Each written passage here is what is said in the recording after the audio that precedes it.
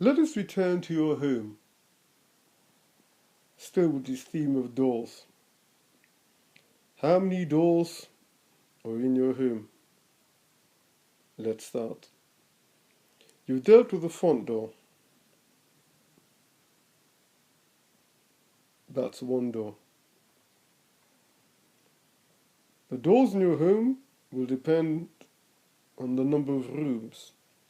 So you have to go through and you've got to check. Do I have one bedroom? Well, that's a door. Or do I have 6 bedrooms? That's 6 doors. Then there's the bathroom door. That's another door. Then there's the number of lavatories.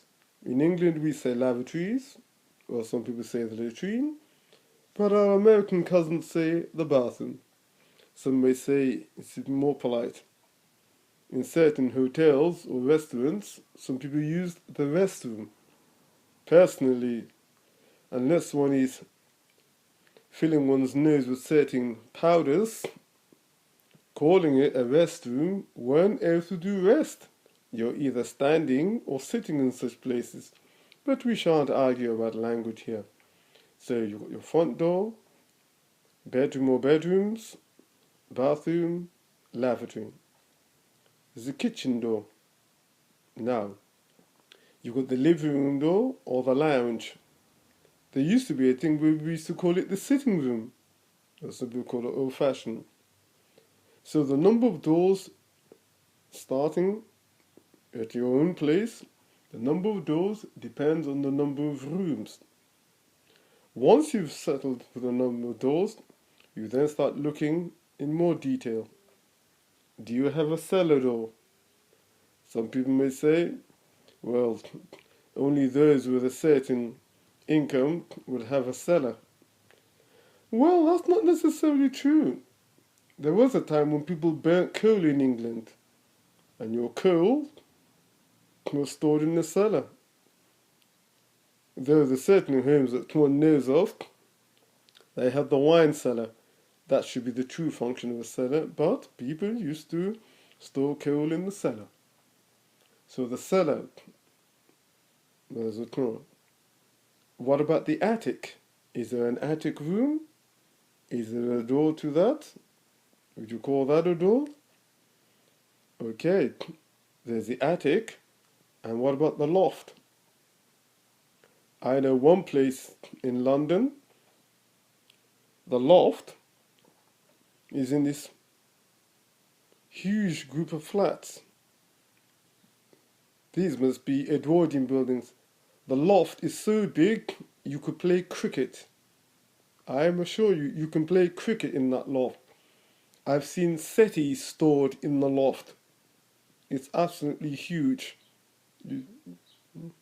Absolutely huge. And you could play cricket in there. Believe you me, I can assure you of that. And I've seen several settees stored in that place. Then you start looking around other places for cupboards. You go to the bathroom. Where there are cupboards, there are doors. So you look at the bathroom. Any cupboards there? That's where you'll find a door. Lavatories don't generally have cupboards. Then you go to the kitchen. The kitchen generally is where you'll find more doors. There's the fridge door. There's the oven door. Then there are the cupboard doors.